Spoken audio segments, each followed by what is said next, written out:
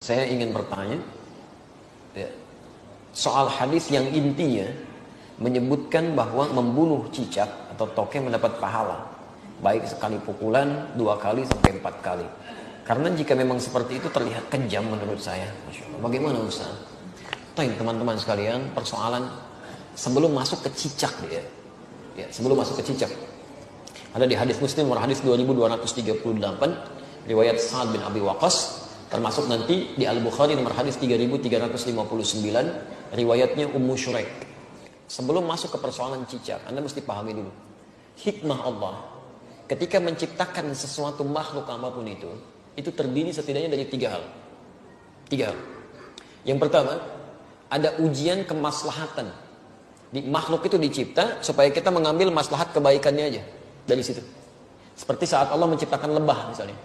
Allah ciptakan lebah, ya. Ketika diciptakan kan buat supaya kita ngambil madunya kan. Madunya ambil. Masya Allah, antum gak pernah persoalkan lebahnya. Diambil manfaatnya, dari madunya, dari sengatannya untuk obat dan sebagainya. Di hewan ini, ketika diciptakan oleh Allah Subhanahu wa Ta'ala, memang penciptaannya adalah ujian maslahat untuk kita, supaya kita mendapatkan maslahat dari situ. Setiap antum ambil, niat karena Allah, ada pahala di situ. Dan lebah menunaikan tugasnya sesuai dengan izin Allah Subhanahu wa Ta'ala dan perintahnya. Kedua, ada sebagian yang diciptakan oleh Allah Subhanahu wa Ta'ala sebagai ujian yang menghadirkan madarat di situ, supaya kita mengetahui ada keburukan yang harus kita hindari. Ada keburukan yang harus kita hindari. Misal, nyamuk diciptakan oleh Allah Subhanahu wa Ta'ala. Ketika diciptakan oleh Allah, mohon maaf untuk menunjukkan bahwa ada lingkungan yang kotor di situ, yang tidak bagus. Ada penyakit yang harus dihindari.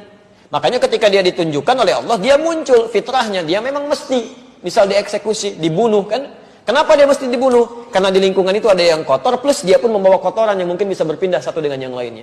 Di pelayanan kehidupannya, tasbihnya kepada Allah, memang khidmatnya untuk menunjukkan ada tanda yang kotor nih pada diri saya.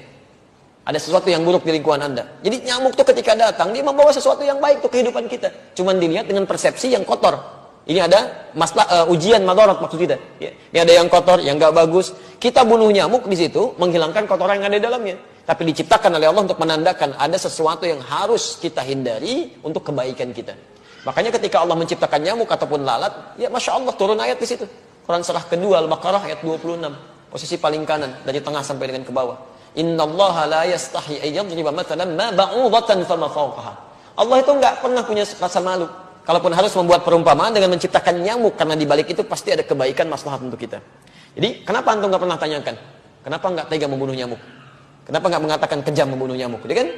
Jadi persoalannya bukan bunuh atau tidak bunuh, itu ada ujian bagi kita yang menampilkan madarat di situ yang harus kita kemudian hilangkan. Kalau Allah enggak tampakkan, maka bahaya untuk kehidupan kita. Termasuk cicak. Cicak masuk pada ujian madarat di samping ujian keimanan.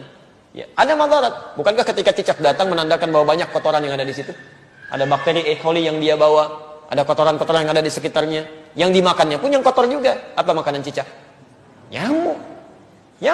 Jadi ini menandakan bahwa ketika cicak hadir itu dia diciptakan oleh Allah, bukan diciptakan untuk dibunuh, diciptakan untuk menandakan ada madarat di sekitaran itu dengan kotoran-kotoran. Makanya diciptakan oleh Allah untuk menunjukkan ini ada yang kotor, ada yang gak bagus, termasuk dirinya sendiri. Maka Nabi menyampaikan riwayat Sa'ad bin Abi Waqqas, ya, qala anna Nabiy sallallahu alaihi wasallam, bahwa Nabi sallallahu alaihi wasallam amara qatlal waza', memerintahkan untuk membunuh cicak dan ada pahala di situ. Bunuhnya cicak itu seperti kita membunuh nyamuk untuk menunjukkan ada kotoran-kotoran di situ yang hikmahnya harus kita jauhkan. Memang diciptakan dia untuk menunjukkan itu dan harus dibunuh dia. Harus dibunuh. Ketika Anda bunuh itu bukan cuma ada pahala di situ, tapi menghilangkan keburukan-keburukan yang mungkin muncul. Termasuk di situ mengusir keadaan-keadaan jin, karena jin senang di tempat yang kotor. Makanya saya bisa katakan kalau ada cicak tuh beberapa tempat, itu jin biasanya ada juga di situ. Karena senang di tempat-tempat yang kotor. Ya, senang di tempat-tempat yang kotor. Jelas sampai sini? Wasanna bi fuwaisiqa, dan Nabi menyebutnya dengan hewan fasik kecil. Hewan fasik kecil. Selain membawa kotoran, dia pernah juga meniup-niup api yang sedang membakar Nabi Ibrahim supaya semakin menyala.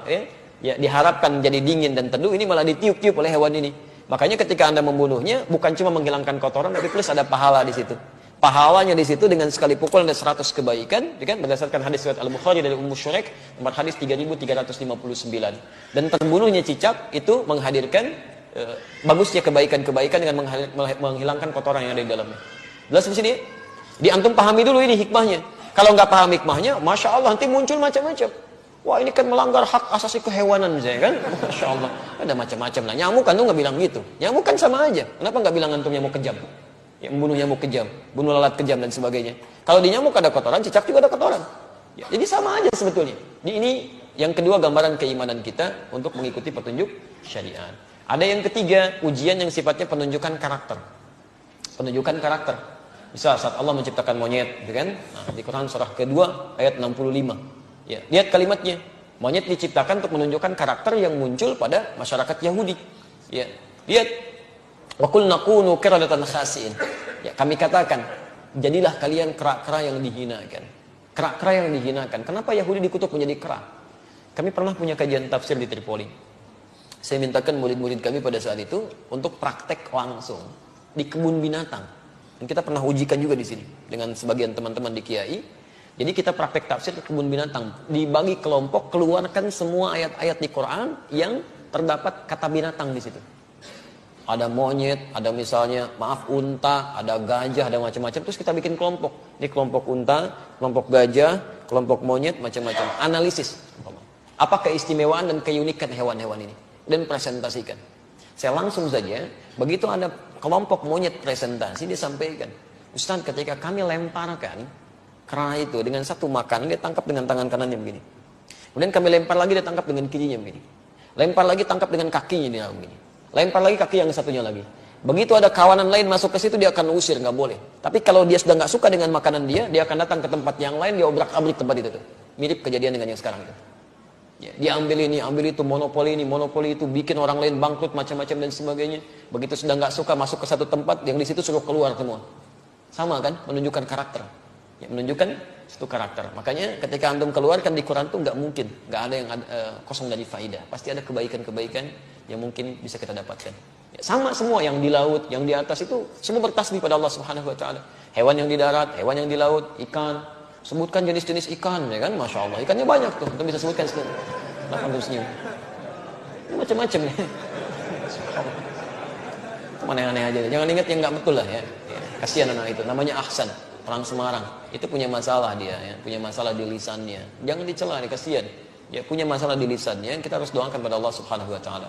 Dan kalau menemukan kesalahan dalam sesuatu hal, untuk anak khususnya dalam pendidikan di Quran, di sunnah, itu jangan minta diulang. Jelaskan kesalahannya. Man ra'a minkum munkaran falyughayyir bi yadihi aw bi lisanihi. Jadi kalau anak salah misalnya, coba sebutkan jenis-jenis nama ikan. Ikan paus. Bukan ya, itu bukan paus. Kalau kamu sebutkan paus, itu tuh paus tuh paus, ya kan? Ikan tuh harusnya paus. Paus, seketika sampaikan, bukan paus ya, paus. Maka dia mulai berkata, oh iya, paus. Langsung benarkan. Ya jangan minta diulang. Ulangi.